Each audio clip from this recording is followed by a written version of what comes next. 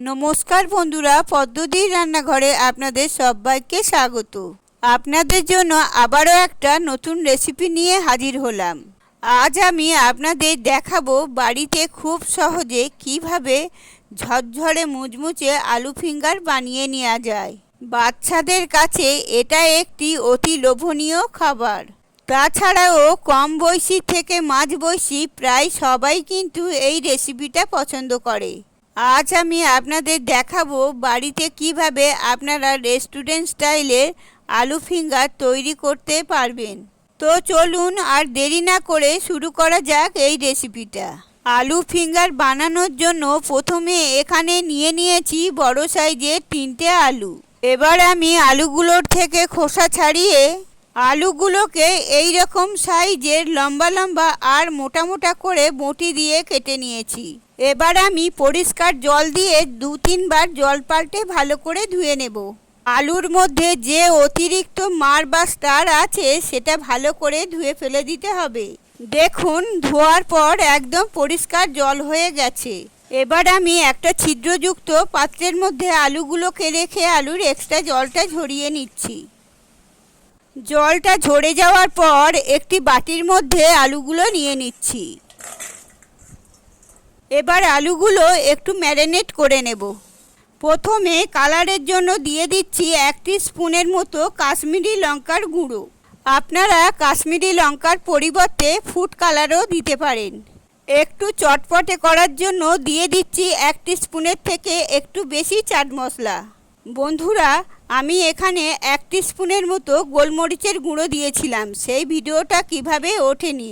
আপনারা অবশ্যই গোলমরিচের গুঁড়ো দেবেন। যদি গোলমরিচের গুঁড়ো পছন্দ না করেন সেই ক্ষেত্রে গুঁড়ো লঙ্কা দিতে পারেন। দিয়ে দিচ্ছি 2 চামচ কর্নফ্লাওয়ার আর দিয়ে দিচ্ছি 2 চামচ চালের গুঁড়ো। চালের গুঁড়ো দেওয়ার কারণে আলু ফিঙ্গারগুলো খুব মুচমুচে হয়। এবার এই উপকরণগুলোকে আলুর সাথে খুব ভালো করে মাখিয়ে নেব।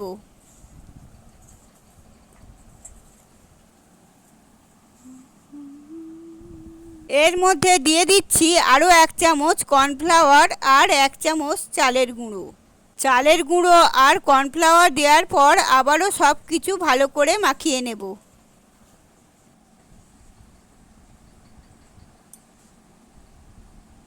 আলুগুলোকে খুব সুন্দর করে ম্যারিনেট হয়ে গেছে। এবার এগুলোকে ফ্রাই করব। কড়াইতে তেল গরম করে নিয়েছি ভালো করে।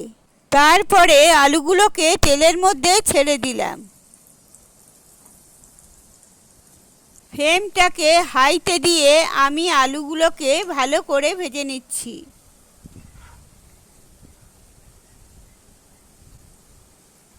পাঁচ থেকে 6 মিনিট সময় ধরে আলুগুলোকে ভালো করে ভেজে নিতে হবে।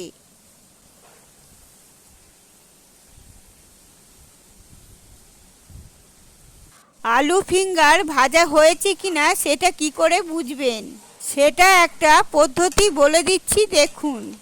আলুগুলো তেলের ওপরে কিন্তু ভাজতে শুরু করবে। চিপস বা ঝুরি আলু ভাজা বা আলু ফিঙ্গার যেটাই ফ্রাই করুন না কেন, সেগুলো ভাজা হয়ে গেলে সেটা কিন্তু তেলের ওপরে ভেসে ওঠে। আলু ফিঙ্গারগুলো হালকা লালচে রং ধরিয়ে ভেজে নিয়ে তেলটা ঝরিয়ে এবার একটি পাত্রের মধ্যে তুলে নিচ্ছি।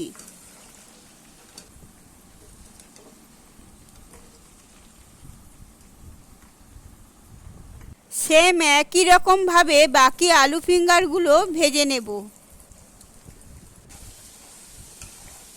এই আলু ফিঙ্গারগুলো গরম চায়ের সাথে খেতে দারুণ লাগে।